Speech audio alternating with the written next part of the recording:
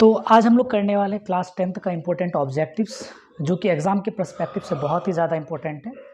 तो हम लोग जो क्लास 10th का जो ऑब्जेक्टिव है ये बिहार बोर्ड वालों के लिए है। जो बिहार बोर्ड वैसे स्टूडेंट जो इंग्लिश और हिंदी दोनों मीडियम में है तो उनके लिए बेस्ट रहेगा। चलिए हम लोग स्टार्ट करते हैं ऑब्जेक्टिव को बिना देरी किए हुए। तो चलिए फर्स्ट ऑब्जेक्टिव है हम लोगों का, निम्नांकित में से किसका अपवर्तनांक सबसे अधिक है? विच of the following has maximum refractive index? तो अगर हम देखते हैं कि हवा, शीशा, हीरा, जल, एयर, ग्लास, डायमंड और वाटर, तो सबसे ज्यादा जो रिफ्रैक्टिव इंडेक्स होगा, सबसे ज्यादा जो अपवर्तनांक होगा डायमंड का होता है। इसका करीब 2.42 होता है। एयर का करीब 1 के आसपास होता है। ग्लास का तो टाइप होता है तो सभी ग्लास का अलग अलग टाइप का होगा। और वाटर का 1.33 लेते हैं हम लोग। तो सबसे ज्यादा किसका है? डायमंड का। नेक्स्ट क्वेश्चन है हम लोगों का, अवतल दर्पण की फोकस दूरी होती है, the focal length of concave mirror. Concave word जब भी आ जाए फोकस दूरी के मैटर में, कॉनकेव मतलब अवतल दर्पण बोले या फिर अवतल लेंस बोले, उसकी फोकस दूरी, वक्रता त्रिज्या और पावर यानी लेंस की क्षमता, यानी इसको अगर बोलेंगे, इसी को इंग्लिश में बोलेंगे focal length, centre of radius of curvature and the power. तीनों क्या होगा? नेगेटिव होता है तो ऋणात्मक होता है ना, ऋणात्मक होता है। चलिए नेक्स्ट क्वेश्चन हम लोगों का, लेंस का मुख्य फोकस की कितनी संख्या होती है? What is the number of principal axes in the lens? तो लेंस में प्रिंसिपल फोकस कितने होते हैं? सॉरी, प्रिंसिपल फोकस कितने होते हैं? तो there are two focus in the there are two principal focus in a lens. तो दो प्रिंसिपल फोकस होते हैं, मुख्य फोकस की संख्या 2 होती है। नेक्स्ट है क्वेश्चन, दाढ़ी बनाने में कौन सा दर्पण उपयोग करते हैं? तो दाढ़ी बनाने में या सेविंग में कौन सा दर्पण, कौन सा मिरर होगा जो सुटेबल होगा? तो कॉनकेव मिरर होता है जो कि बहुत ज़्यादा सुटेबल होता है। कॉनकेव मिरर का एक तरफ से हम लोग यूज़ कर देख लेते हैं अवतल दर्पण का। सौरभट्टी में इसका इस्तेमाल किया जाता है, गाड़ी के हेडलाइट में इसका इस्तेमाल किया जाता है, और अभी जो ये सेविंग में तो दिया हुआ है ही। साथ ही साथ ये जो डॉक्टर सब होते हैं, अगर हमारे दांत को देखना है या फिर जो नाक के अंदर में देखना है तो हम लोग इसका उपयोग करते हैं, अवतल दर्पण का उपयोग करते हैं। उत्तल दर्पण का प्रयोग कहाँ करते हैं हम लोग? उत्तल दर्पण का प्रयोग बेसिकली साइड मिरर के रूप में करते हैं, जिसको हम लोग कॉन्वेक्स मिरर बोलते हैं, पश्च दृश्य दर्पण के रूप में किया जाता है। नेक्स्ट 5 नंबर है क्या कि एफ और आर में क्या रिलेशन है? तो एफ बराबर, सब जानते हैं कि एफ बराबर r/2 होता है। तो ध्यान से ऑब्जेक्टिव को टिक करना है इसके अंदर में। चलिए नेक्स्ट है फिर आगे, किसी निम्नलिखित में से किस लेंस को अभिसारी लेंस कहते हैं? विच of the following is called converging lens? जो एक जगह कन्वर्ज करे। तो कन्वर्ज किसको बोलते हैं? कॉन्वेक्स लेंस जो होता है, जो उत्तल लेंस होता है, वह क्या करता है? कन्वर्ज करता है। तो दैट्स वाई इसको हम लोग क्या बोलेंगे? कन्वर्जिंग लेंस बोलते हैं।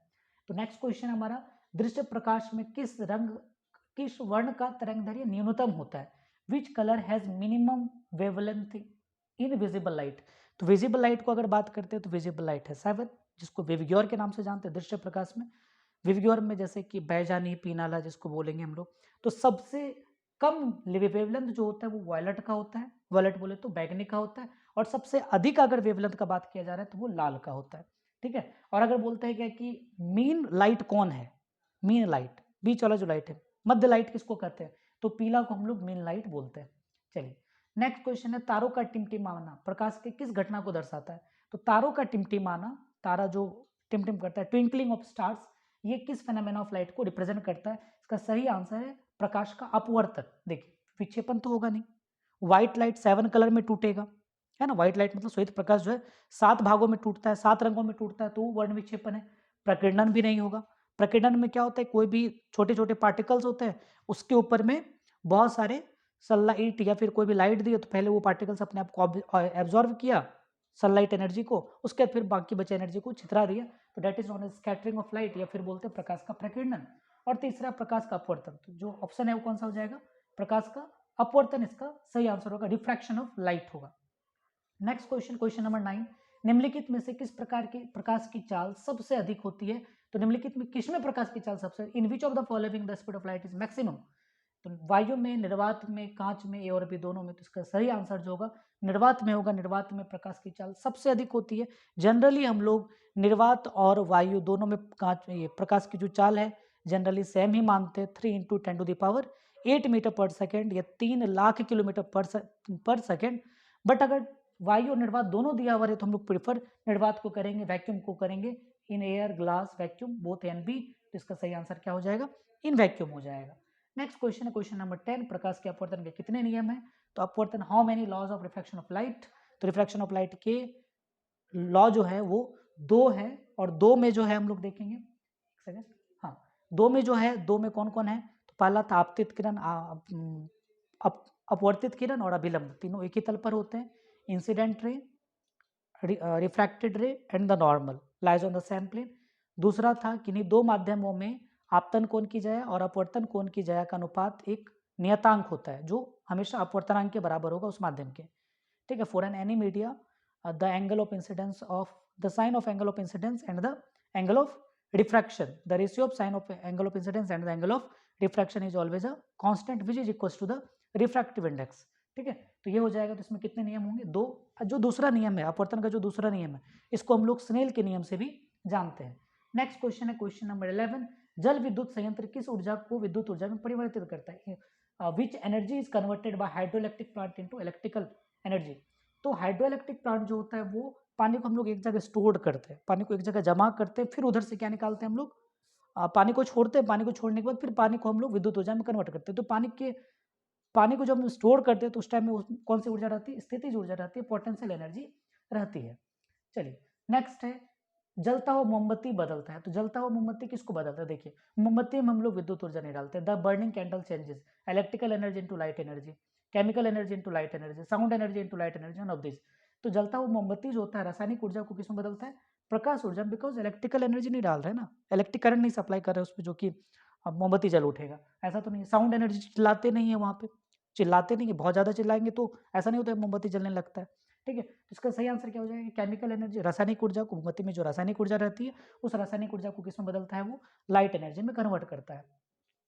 एक विद्युत सेल से प्राप्त करने के लिए इनके सिरों के बीच का विभवांतर का विद्युत वाहक बल की तुलना में, यह पढ़िएगा जैसे कि V बराबर होता है E माइनस आई आर, है ना। E को बोलते हैं EMF और V है यहाँ पे विभवांतर यानी वोल्टेज, और आई हो गया करंट, और R छोटी r होती है, इसको बोलते हैं इंटरनल रेसिस्टेंस, आंतरिक प्रतिरोध। तो जो EMF की तुलना में विभवांतर जो होता है वो हमेशा कम होता है। अगर मान के चलिए कोई भी बैटरी है, उस बैटरी में जो वोल्ट लिखा हुआ है, अगर मान के चलिए 10 वोल्ट लिखा हुआ है, वो उसका EMF है। लेकिन जैसे ही अगर हम बैटरी से कनेक्ट करेंगे किसी अदर डिवाइस को, तो वो कुछ ना कुछ कम वैल्यू देगा हमको, यानी अगर 15 वोल्ट का है तो 15 वोल्ट का तो बैटरी हमको करंट जो होगा 14 से 13 वोल्ट का पर ही करंट दे पाएगा, ठीक है। तो जो लिखा हुआ उसके अंदर वो EMF है। जैसे ही बैटरी को किसी भी डिवाइस के साथ कनेक्ट किए तो वहाँ पे विभवांतर क्रिएट होता है, पोटेंशियल डिफरेंस क्रिएट होता है। तो इसका सही आंसर क्या हो जाएगा, कम हो जाता है, क्योंकि ई में से IR घट जाता है। प्रतिरोध का मान बढ़ाने के लिए प्रतिरोधकों को जोड़ा जाना चाहिए। तो प्रतिरोध का मान बढ़ाने के लिए प्रतिरोधकों को किस में जोड़ेंगे, to increase the resistance value, resistance should be connected in. तो RS बराबर जानते हैं R1 plus R2 plus R3। अगर इसमें क्या होता है, इसमें जो नेट प्रतिरोध आता है, नेट रेसिस्टेंस आता है, वो थोड़ा ज्यादा आता है।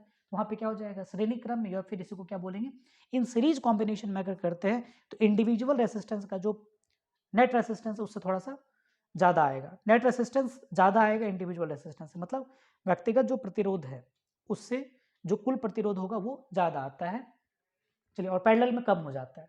पैरेलल मतलब समांतर में। विद्युत चुंबक बनाने के लिए प्राय जिस क्षण चुंबक का उपयोग होता है वह है। विद्युत चुंबक बनाने के लिए जो हम लोग क्षण चुंबक का, या the rod which is generally use to make electromagnet. तो हम लोग इलेक्ट्रोमैग्नेट क्या चीज़ का बनाते, देखिए भाई, सॉफ्ट आयरन या नरम लोहा जो होता है इसको आसानी से हम लोग इलेक्ट्रोमैग्नेट में कन्वर्ट कर सकते हैं। और जैसे ही हम लोग इसको अगर कन्वर्ट करना होगा क्या कि नहीं हम फिर से नॉर्मल बनाएं, तो नॉर्मल भी आप इसको कन्वर्ट कर सकते हैं। तो हम लोग सॉफ्ट आयरन का यूज़ करते हैं, नरम लोहा का यूज़ करते हैं। इस्पात का यूज इसलिए नहीं किया जाता है क्योंकि अगर इस्पात जल्दी तो मैग्नेटाइज होता नहीं है, चुंबकित होता नहीं है। अगर गलती से हो गया तो फिर उसको डीमैग्नेटाइज करना बहुत मुश्किल है। तो डेट्स वाई हम लोग क्या चीज़ का प्रयोग करते हैं, नरम लोहे का प्रयोग किया जाता है, या फिर हम लोग क्या चीज़ का, सॉफ्ट आयरन का यूज कर सकते हैं। वही दोनों एक ही चीज़ है। उच्चतम ताप पर कौन सी प्रक्रिया पूरी होती है, उच्चतम ताप मतलब which process is done at higher temperature. Higher temperature पे कौन सा रिएक्शन होगा जो कि बहुत तेजी से कंप्लीट होता है, तो डेट इज न्यूक्लियर फ्यूजन। यहाँ फ्यूजन, यहाँ पे FUSION होगा, है ना, न्यूक्लियर फ्यूजन, नाभिकीय संलयन। बिकॉज जितने भी तारे हैं, सूर्य है, ये सभी नाभिकीय संलयन का एग्जाम्पल है। और नाभिकीय संलयन में देख लीजिए, अगर सूर्य है तो सूर्य का जो टेम्परेचर है हम लोग ऐसे मानते हैं क्या कि 5500 डिग्री सेल्सियस के आसपास में सूर्य की सतह का टेम्परेचर है, 5500 डिग्री सेल्सियस, जो कि बहुत ही ज़्यादा हाई है। तो वहाँ पे नाभिकीय संलयन अभिक्रिया होता है, वहाँ पे हाइड्रोजन और हीलियम जो होता है एक दूसरे से रिएक्ट करके नाभिकीय संलयन बनाता है। नाभिकीय विखंडन में क्या होता है, इसमें ऊर्जा बहुत ज़्यादा मुक्त होती है, बट हायर टेम्परेचर नहीं चाहिए। अगर हम सन के जितना टेम्परेचर डालेंगे तब तो मेरा जो प्लांट होगा, न्यूक्लियर प्लांट होगा, ये नाभिकीय संयंत्र जो है वो पूरी तरह से खत्म हो जाएगा, गल जाएगा। ठीक है, तो इसके कम यहाँ चाहिए तो इसमें भी, बट इसके कंपैरिजन में कम चाहिए। तो यहाँ पे बोला उच्चतर ताप, हाइयर टेम्परेचर किस में चाहिए, तो नाभिकीय संलयन में चाहिए। ये बात माइंड में रखिएगा, ए और बी में दोनों में टिक नहीं लगा देना है। चलिए नेक्स्ट क्वेश्चन, सौर ऊर्जा को विद्युत ऊर्जा में बदलने वाली युक्ति। देखिए सौर ऊर्जा, अगर सौर कुकर का बात करते हैं तो सौर कुकर को जब हम बाहर में रखते हैं तो सौर कुकर क्या करता है, विद्युत ऊर्जा को उष्मा ऊर्जा में बदल देता है, तब तो कुकर में जो कुछ भी रहता है तो वो पक जाता है। तो सौर कुकर तो गया काम से। सोलर से शॉर्ट सेल, शॉर्ट सेल में भी हो सकता है या होगा ही। शॉर्ट सेल क्या करता है, विद्युत ऊर्जा को किस में बदल देता है, सॉरी सौर ऊर्जा को किस में बदल देता है, विद्युत ऊर्जा में। A device that convert solar energy into electricity, solar energy को डायरेक्टली इलेक्ट्रिसिटी में बदलता है, दैट इज सोलर सेल। पवन विद्युत जनित्र में पवन की चाल कम से कम कितनी होनी चाहिए, what should be the minimum speed of wind in electric generator, generator में कितना होना चाहिए। देखिए आपके बुक में जो दिया गया है वो 15 किलोमीटर पर आवर है, बट आप नॉर्मली 12 से 14 किलोमीटर पर आवर लगा सकते हैं इसमें अंदर, ठीक, कोई दिक्कत नहीं। अगर बोला जाता है कंट्रीज ऑफ विंड या फिर पवनों का देश किसे कहा जाता है, तो डेनमार्क को पवनों का देश कहा जाता है। अगर बोलेगा कि जो वहाँ का हवा है उस हवा का स्पीड कितना होना चाहिए, तो 15 किलोमीटर पर आवर। लेकिन अगर बोलेंगे कि पवन विद्युत जनित्र में पवन की चाल है ना, इलेक्ट्रिक जनरेटर में अगर पवन की चाल तो 12 से 14 ऑन एन एवरेज ले सकते हैं हम लोग, 12 से 14 ही लगाइएगा, ठीक। चलिए नेक्स्ट क्वेश्चन है, सेल का विद्युत वाहक बल है, विद्युत वाहक बल बोले तो EMF, electromotive force. Electromotive force क्या है, सेल द्वारा आवेश पर किया गया कार्य, यानी क्या भी बराबर जानते हैं हम लोग डब्ल्यू बाई क्यू, ईएमएफ बराबर डब्ल्यू बाई क्यू होता है। तो डब्ल्यू क्या है, वर्क डन है, क्यू क्या है, चार्ज है, यानी किया गया कार्य इकाई आवेश पर। तो द वर्क, बी वाला ऑप्शन होगा इसमें, the work exerted by cell on a unit charge, ठीक है। नेक्स्ट क्वेश्चन है आपका, घरेलू परिपथ में मुख्य रूप से किसकी आपूर्ति होती है, यानी विच current is mainly used in domestic circuit, domestic circuit में कौन सा करंट यूज करते हैं हम लोग, तो अल्टरनेटिंग करंट का यूज किया जाता है या फिर प्रत्यावर्ती धारा का हम लोग प्रयोग करते हैं, ठीक है। वेरिएबल डायरेक्ट करंट का यूज नहीं किया जाता है, या फिर हम लोग बोलते हैं यहाँ पे डायरेक्ट करंट का तो बिल्कुल भी यूज नहीं करते, डायरेक्ट करंट बैटरी में यूज किया जाता है। लेकिन घरेलू परिपथ में बात करते हैं तो वहाँ पे एसी करंट आता है। अगर बोला जाता है कितने वोल्ट का, तो 220 वोल्ट का हमारे यहाँ एसी करंट उपलब्ध है। चलिए, और अगर फ्रीक्वेंसी बोलेंगे तो 50 हर्ट्ज की फ्रीक्वेंसी है। वर्ण विक्षेपण असंभव है, यानी कि dispersion is impossible in vacuum में, ये पूरी तरह से इम्पॉसिबल है। चलिए, वायु में रखा एक कांच का प्रिज्म आपतित किरण को मोड़ देता है। A glass prism placed in air bends an incident ray towards the base, आधार की ओर मोड़ देता है। चलिए, फिर आगे है ZnO, Zn प्लस O2। यहाँ पे देखिए जिंक है, ऑक्सीजन के साथ कंबाइन कर रहा है, ऑक्सीजन के साथ संयोग कर रहा है, तो इसको संयोजन अभिक्रिया भी बोल सकते हैं। और साथ में संयोजन अभिक्रिया तो है नहीं यहाँ पे, तो हम लोग उपचयन या फिर ऑक्सीडेशन रिएक्शन बोलेंगे इसमें, क्योंकि यहाँ पे क्या हो रहा है, जिंक ऑक्सीजन के साथ कंबाइन करके ZnO बना रहा है, इसलिए कौन सा हो जाएगा, ऑक्सीडेशन रिएक्शन इसका सही आंसर होगा। खाने वाला सोडा का रासायनिक सूत्र क्या होता है, what is the chemical formula of baking soda, तो NaCO3 होगा इसका बेकिंग सोडा का फॉर्मूला, ठीक है। नेक्स्ट चलते हैं हम लोग, कमरे के ताप पर द्रव अवस्था में रहने वाली धातु कौन सी है, the metal which remain in liquid state room temperature, that is mercury. अगर बोलेगा अधातु कौन सी है, तो अधातु में हो जाएगा आपका ब्रोमीन, अधातु में हो जाएगा ब्रोमीन। तांबा के बारे में तो तांबा तो हम लोग जानते हैं कि ज्वेलरी में बहुत ज़्यादा यूज किया जाता है, और साथ ही साथ हम लोग यूटेंसिल्स में बहुत ज़्यादा यूज करते हैं, घरेलू बर्तनों बनाने में बहुत ज़्यादा यूज करता है। तो साथ ही ये कॉपर को यूज करते हैं हम लोग सोना में मिक्स करके, ताकि उसका जो 24 कैरेट का सोना रहता है उसको 18 या फिर 22 कैरेट में कन्वर्ट कर दिया जाए, चांदी भी मिक्स किया जाता है। पारा इसका सही आंसर। सोडियम एक ऐसा धातु जिसको हम लोग आसानी से चाकू से काट सकते हैं, सोडियम एक ऐसा धातु जिसको हम लोग केरोसिन तेल में डुबा कर रखते हैं। लोहा, लोहा का यूज तो सभी जानते हैं कि ग्रिल बनाने में और सभी बहुत सारे कामों में यूज किया जाता है। आवर्त सारणी में शून्य समूह का कौन सा तत्व है, देखिए जो पीरियोडिक टेबल का जो जीरो ग्रुप है उसमें helium, neon, organ, krypton, xenon, radon 6 है। Helium, neon, organ, krypton, xenon, radon, helium, neon, organ, krypton, xenon, radon, तो ये 6 ग्रुप है, तो इसमें हीलियम आ रहा है, तो हीलियम हो जाएगा। नेक्स्ट है क्वेश्चन आपका बच्चा, सोडियम कार्बोनेट में जल में मिथाइल ऑरेंज का विलयन मिलाने पर विलयन का रंग परिवर्तित होकर कैसा हो जाता है। पहली बात ये समझिए, सोडियम कार्बोनेट जो होता है ये प्रकृति में, इंग्लिश में पढ़ दे, on adding methyl orange solution to the aqueous solution of sodium carbonate the colour of the solution change to become which of the following. मतलब क्या हुआ कि मिथाइल ऑरेंज में अगर हम लोग सोडियम कार्बोनेट का घोल डालेंगे, सोडियम कार्बोनेट का सॉल्यूशन डालेंगे, तो उसका कलर कैसा होगा, यानी मिथाइल ऑरेंज का कलर कैसा होगा, मिथाइल ऑरेंज एक इंडिकेटर है, सूचक है, तो उसका कलर कैसा होगा तो बताना है आपको। तो यहाँ पे जो है मिथाइल सोडियम कार्बोनेट के बारे में पहले जानिए। सोडियम कार्बोनेट प्रकृति में क्षारीय प्रकृति का होता है, एल्कलाइन नेचर का होता है, और मिथाइल ऑरेंज पे जब भी हम लोग एल्कलाइन नेचर का कुछ भी डालते हैं तो मिथाइल ऑरेंज पीला पड़ जाता है। हम बताए थे एक नाम आपको, अनिल। अम्ल नीला लिटमस पत्र को लाल कर देता है, एसिड नीला को लाल करता है, नीला मतलब ब्लू को रेड कर देता है। उसी टाइप से मिथाइल ऑरेंज में क्या है कि ये मिथाइल ऑरेंज पे जैसे ही हम लोग Na2CO3 डालेंगे, बिकॉज Na2CO3 एक क्षारीय नेचर का है, तो मिथाइल ऑरेंज का कलर क्या हो जाएगा, पीला पीला हो जाएगा वो। चलिए नेक्स्ट है, ग्लोबल वार्मिंग के लिए उत्तरदायी गैस कौन सी है, तो सभी परिचित है इससे। ग्लोबल वार्मिंग के लिए अभी हम लोग जिससे जूझ रहे हैं पूरी तरह से, बर्फ पिघल रहा है लगातार, तो CO2 गैस बहुत ही ज़्यादा रिस्पॉन्सिबल है इसके लिए। कार्बन डाइऑक्साइड, गंधक की जो परमाणु संख्या, गंधक बोले तो सल्फर का एटॉमिक नंबर क्या होगा, तो सल्फर का एटॉमिक नंबर होता है बच्चा पार्टी 16।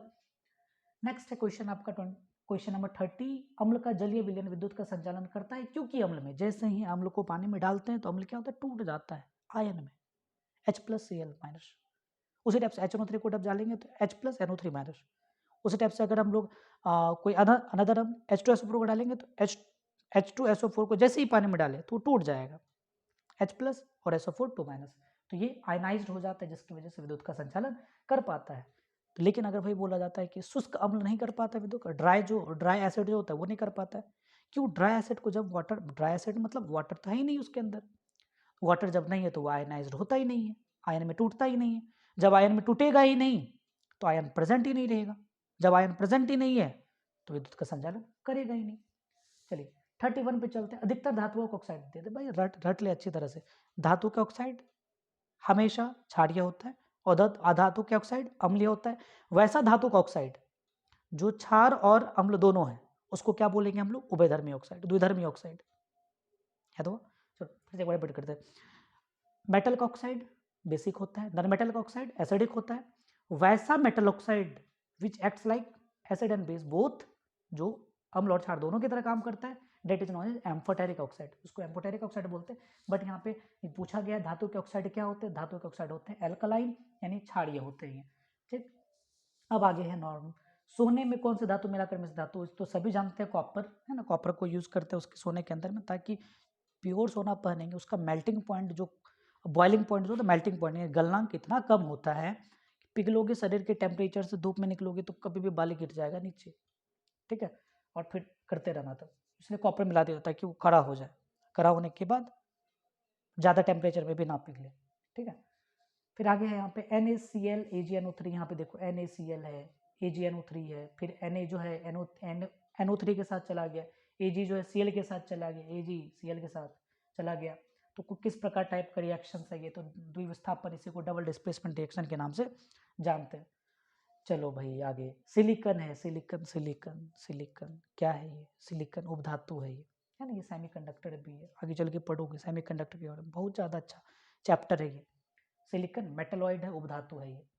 ठीक, नेक्स्ट क्वेश्चन है, वे तत्व जिनके बाहरी सेल पूरे भरे हुए रहते हैं, वे तत्व जिसके बाहरी सेल पूरे भरे हुए रहते हैं उसको नोबल गैस बोलते हैं, इनर्ट गैस बोलते हैं, उसको जीरो ग्रुप बोलते हैं।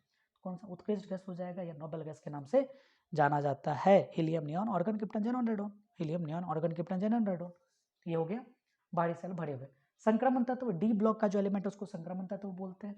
हेलोजन, फिर कल बाहर आई एंटी, fluorine chlorine bromine iodine astatine. क्षारीय मृदा तत्व, दूसरा बेटा मांगे कार स्कूटर बाप रोए 2 बार, वही वाला चीज है ना, अरे नहीं यार, बेरिलियम बेटा मांगे Mg, magnesium car, calcium scooter scandium,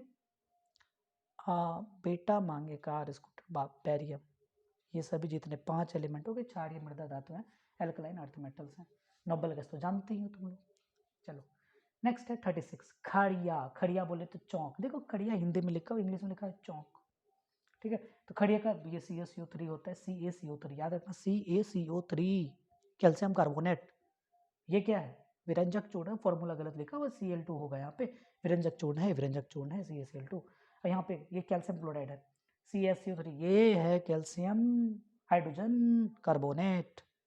चलो नेक्स्ट है, निम्नलिखित में कौन सबसे अधिक अम्लीय ऑक्साइड है, सबसे अधिक अम्लीय ऑक्साइड, अम्लीय ऑक्साइड देखो, धातु का ऑक्साइड क्षारीय होता है, धातु का ऑक्साइड क्षारीय होता है, कैल्शियम धातु, मैग्नीशियम धातु है, सोडियम धातु है, बचा गया सल्फर।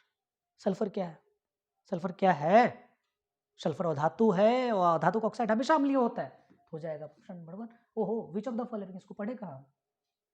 इंग्लिश में पढ़ना था ना। हाँ, विच of the following is a most acidic oxide. Acidic oxide कौन है? SO2 है, समझे?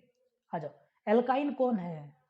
ये चौथा चैप्टर का carbon and its compound, carbon और उसके यौगिक पढ़ाते जाओ, बच्चा भूलते जाता है, याद कर ले भाई। C2H2 एल्काइन है, ये C2H2 एल्काइन। CH4 क्या है? एल्केन है, एल्केन। C2H4 CH4 ना, methane. C2H4 ethane, alkene, alkene समूह का है। C2H C2 ओ इथीन होता है बालक, इथीन। C2H4 एल्कीन समूह का ग्रुप है। C2H6 एल्केन समूह का ग्रुप है, ठीक है, एल्केन समूह का सदस्य है। विच of the following is alkyne? Alkyne C2H2 triple bond. देखो CH3OCH, ये ईथर ग्रुप का एक मेंबर है। CH3 से मैथ होता है ना, मिथाइल होता है। C2H5 से इथाइल होता है। बट यहाँ पे यूपैक नेम लिखना तो तरीका भाई बताए हुए, रिवाइज कर लो थोड़ा सा। CH3 को मेथॉक्सी बोलेंगे, CH3 तो H5 को इथेन बोलेंगे। Methoxy ethane, methoxy ethane, methoxy ethane, methoxy ethane, methoxy ethane. Practice कर लो, 11th-12th में यही मिलेगा सिर्फ। निम्नलिखित में कौन यौगिक ईंधन के रूप में इस्तेमाल किया जाता है? तो ये जग जाहिर है, इथेनॉल का प्रयोग हम लोग इथेनॉल जो चढ़ाता भी है लोग सब, मतलब चढ़ाने मतलब पीता भी है, जिसको यूज़ किया जाता है बहुत ज़्यादा वाइन में, ठीक है। कुछ दिन पहले सभी कोलकाता वाले निवासी सब, मतलब निवासी सब नहीं, मतलब सभी जगह के क्या कर रहे थे, क्या कि वो सैनिटाइजर जो होता है उसको पी रहे थे पूरी तरह से, because 70% contain alcohol, 90% contain alcohol, पीने से नशा आ रहा था। गलत संगति मत पड़ना, ठीक। इथेनॉल का प्रयोग करते हैं हम लोग, ईंधन के रूप में करते हैं। सोडियम हाइड्रोक्साइड जिंक से अभिक्रिया करके क्या बनाता है? देख भैया, पहला बात, सोडियम हाइड्रोक्साइड है, क्षार होता है। सब क्षार सब धातु के साथ अभिक्रिया नहीं करता है, कुछ एक धातु ही क्षार के साथ अभिक्रिया कर पाता है, that is Na2ZnO2, sodium zincate plus hydrogen gas बनाता है, याद रखना इसको। ओह, इसको पढ़े कहा हम इंग्लिश में? Which of the following product are formed sodium hydroxide react with zinc? Sodium hydroxide जब जिंक से रिएक्ट करेगा तो क्या बनेगा? Na2ZnO2 प्लस H2, कंफ्यूज करना, Na2ZnO2 रट लो। नेक्स्ट, धोबिया सोडा, वॉशिंग सोडा का फॉर्मूला क्या होता है? Na2CO3 10H2। ये 10H2 क्या क्रिस्टलन का जल है, ये वाटर ऑफ क्रिस्टलाइजेशन है ये, ठीक है। तो टेक कितना है इसमें वाटर ऑफ क्रिस्टलाइजेशन? 10। बच्चा सबको याद रखना है ना।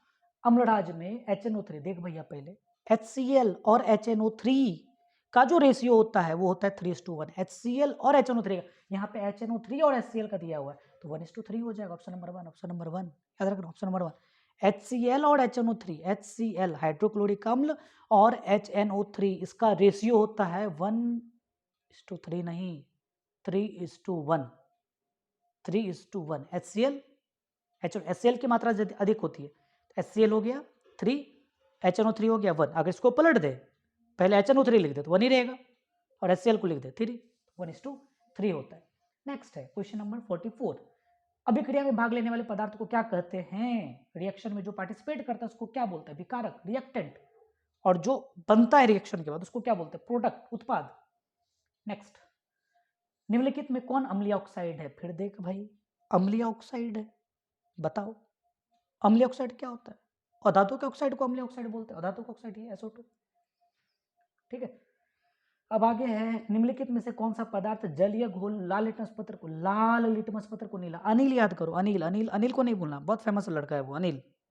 अनिल अम्ल नीला को लाल कर दे, ये लाल को नीला कर रहा है, देखो लाल को नीला कर रहा है, लाल को नीला कर देता है तो अम्ल तो होगा नहीं, तब तो ये क्षार होगा, क्षार B नंबर, बेस होगा। नहीं समझो, ब्लू को क्या कर रहा है? रेड कर रहा है तो बेस होगा, बेस मतलब क्षार।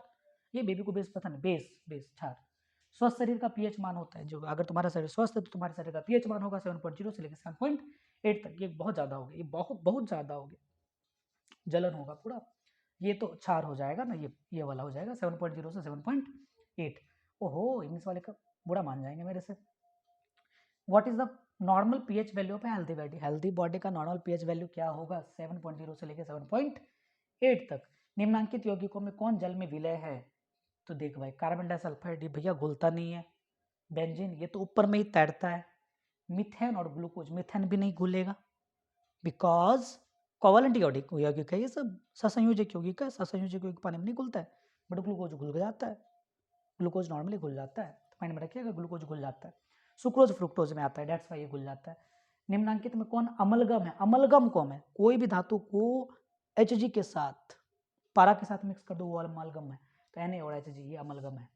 50 नंबर एंड लास्ट है हम लोग का, जिंक सल्फेट के विलयन में जिंक को स्थापित कर सकता है, तो जिंक से अधिक अभिक्रियाशील कौन है? एल्युमिनियम है। तो जिंक से जो अधिक अभिक्रियाशील रहेगा वो क्या करेगा? जिंक को फाइट मारेगा, जिंक को साइड करेगा और क्या बनाएगा? एल्युमिनियम का यौगिक बनाएगा। तो इस टाइप से हम लोग के थे ये 50 क्वेश्चन। तो सप्ताह में 2 से 3 वीडियो आप लोग को अपलोड कर दिया जाएगा। पर डे देखिए टाइम निकाल कर, और जितना ज़्यादा हो सके रिवाइज कीजिए। और 10th का एग्ज़ाम नज़दीक ही आने वाला है, तो जितना जल्दी हो सकता है रिवाइज कीजिए और लगे रहिए। और क्या बोले, ठंडी है, बच के रहो सब, एग्ज़ाम का तैयारी जी तोड़ करो। मिलते हैं कल।